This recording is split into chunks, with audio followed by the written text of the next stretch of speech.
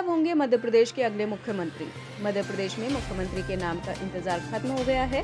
BJP विधायक दल की बैठक में मोहन यादव के नाम पर मुहर लग गई है। मध्य प्रदेश में 3 दिसंबर को चुनावी नतीजे आए थे। वहीं इसके 8 दिन बाद पार्टी आला कमान ने उनका नाम फाइनल कर दिया है। मोहन यादव मध्य प्रदेश के अगले मुख्यमंत्री होंगे।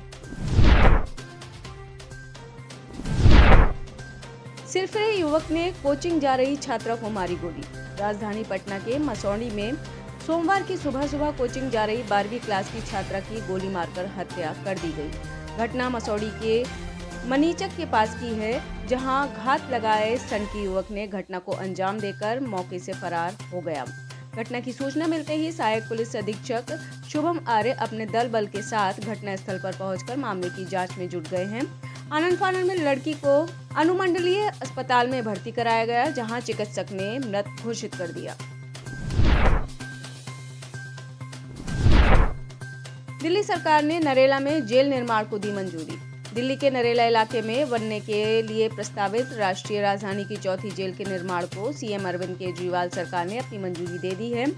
इस जेल में हाई रिस्क वाले कैदियों को रखा जाएगा। अगले 2 साल में ये जेल बनकर तैयार होने की संभावना है। दिल्ली सरकार के एक अधिकारी के मुताबिक केंद्र सरकार ने जेल परिसर के निर्माण के लिए 120 करोड़ रुपए आवंटित किए हैं, जिसका डिजाइन अंडमान और निकोबार द्वीप समूह की सेलुलर जेल के समान होगा।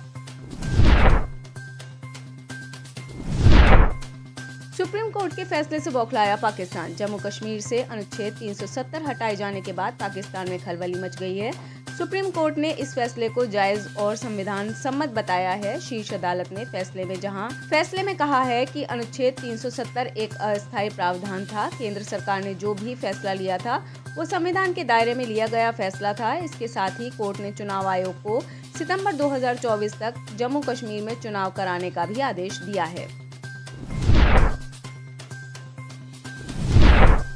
फिल्म एनिमल को लेकर सिख यूथ फेडरेशन ने जताई आपत्ति। एक तरफ जहां Bollywood film animal box office पर अपनी कामयाबी के झंडे गाड़ रही है, वहीं अब इस फिल्म के कुछ सीन को लेकर पंजाब में विरोध शुरू हो गया है। सिख स्टूडेंट फेडरेशन की तरफ से फिल्म के कुछ सीन को लेकर आपत्ति जताई गई है। यही नहीं, यूथ फेडरेशन की तरफ से sensor board of film certification को चिट्ठी लिखकर इस फिल्म से विवादित सीन हटाने की मांग की गई है। ईडी ने सीएम हेमंत सोरेन को किया तलब। कथित झारखंड भूमि घोटाला मामले में प्रवर्तन निदेशालय ने एक बार फिर प्रदेश के सीएम हेमंत सोरेन को तलब किया है। ईडी ने सीएम सोरेन को 12 दिसंबर को अपने कार्यालय में पेश होने को कहा है। जानकारी के मुताबिक ईडी के अधिकारी सीएम से भूमि घोटाला मामले में उनसे पूछताछ करेंगे।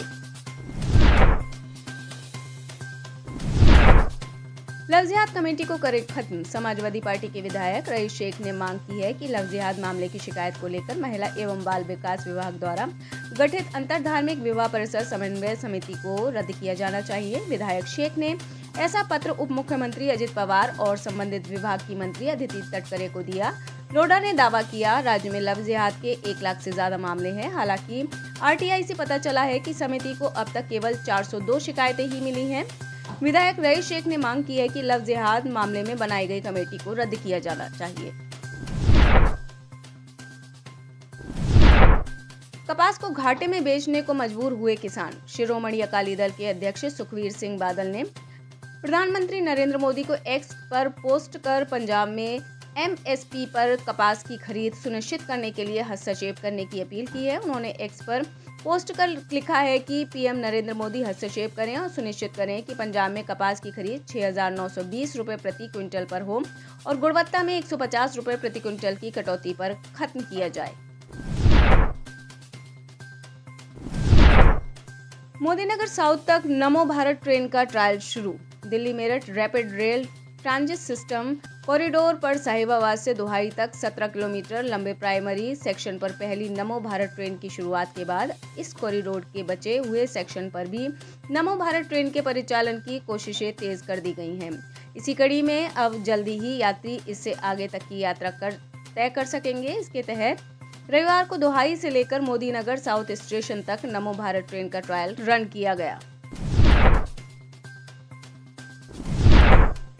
प्याज टमाटर के बाद लहसुन का बड़ा भाव। महंगाई के लिहाज से पिछले कुछ महीने बड़े संवेदनशील साबित हुए हैं। खासकर खाने पीने की चीजों के मामले में महंगाई आम लोगों के साथ सांप सीढ़ी खेल रही है। पहले टमाटर के भाव में बेतहाशा तेजी आई, उस पर काबू पाया गया तो प्याज महंगा हो गया। अब लहसुन के भाव आम लोगों को चिढ़ाने लग गए हैं। देश में लहसुन की खुदरा कीमतें 250 रुपए प्रति क्विंटल के स्तर पर पहुंच गई हैं, जबकि थोक बाजार में लहसुन के भाव 130-140 रुपए प्रति किलो के करीब चल रहे हैं।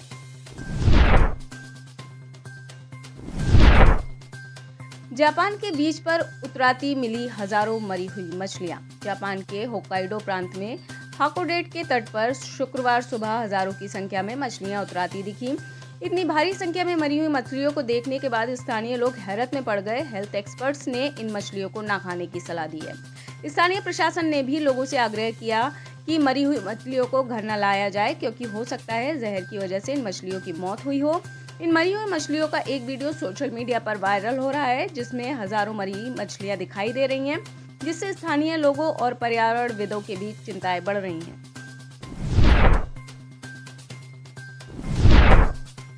दक्षिण कोरिया में अमेरिकी विमान हुआ हादसे का शिकार। दक्षिण कोरिया में सोमवार को एक अमेरिकी विमान ट्रेनिंग के दौरान हादसे का शिकार हो गया, जिसमें विमान का पायलट गंभीर रूप से घायल हो गया।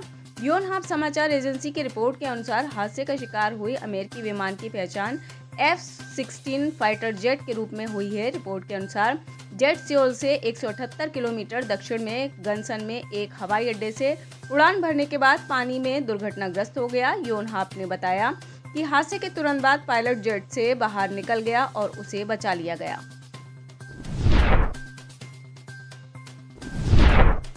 पाकिस्तान की पुलिस सबसे बड़ी भ्रष्टाचारी। भ्रष्टाचार के मामले में पाकिस्तान दुनिया भर में बदनाम है। यहाँ की हर एक संस्था पर भ्रष्ट होने का टैग लगा हुआ है, लेकिन करप्शन के मामले में पाकिस्तान पुलिस का कोई सानी नहीं है। दरअसल ट्रांसपेरेंसी इंटरनेशनल पाकिस्तान की ओर से राष्ट्रीय भ्रष्टाचार धारणा सर्वेक्षण 2023 में किए गए एक सर्वे के अनुसार यहाँ की पुलिस सबसे ज्यादा भ्रष्टाचारी है। COP28 बैठक में लगे कैमरों से बड़ी कई देशों की चिंता। संयुक्त राष्ट्र संघ की जलवायु शिखर सम्मेलन में लगे निगरानी कैमरे को लेकर कई देशों ने चिंता जाहिर की है। इसकी वजह UAE की एक कंपनी है, जिसके कैमरे शिखर सम्मेलन में चारों ओर लगे हुए हैं। इस कंपनी पर स्पाईवेयर नाम की एक जासूसी ऐप से संबंध होने को लेकर आलोचनाओं का सामना करना पड़ा था। शिखर सम्मेलन में निगरानी कैमरों को लेकर मानवाधिकार निगरानी संस्था ह्यूमन राइट्स वॉच की एक रिसर्चर ने कहा, हमने इस तथ्य को कबूल कर लिया है कि हमें सम्मेलन में कोई देख सुन रहा है, इसलिए COP28 में किसी तरह की निजी बातचीत संभव नहीं है। चुनाव बन सकते हैं बाइडेन नेतन्याहू की दोस्ती में दरार की वजह। इजराइल हमास जंग में अब तक दोनों पक्षों से हजारों लोग मारे जा चुके हैं। कुछ दिनों के लिए सीजफायर हुई तो दुनिया को लगा मानो अब जंग थम जाएगा, लेकिन सीजफायर समझौता टूट गया और गाजा की हालत बद से बदतर हो गई है। अमेरिकी राष्ट्रपति जो बाइडेन ने कई बार कहा है कि जंग के बाद गाजा की बागडोर फिलिस्तीनी प्राधिकरण को सौंप दी जानी चाहिए, लेकिन नेतन्याहू इसका विरोध करते रहे हैं। नेतन्याहू का कहना है कि फिलिस्तीनी प्राधिकरण भी आतंकवाद को बढ़ावा देती है, उनके जिम्मे गाजा को नहीं छोड़ा जा सकता है।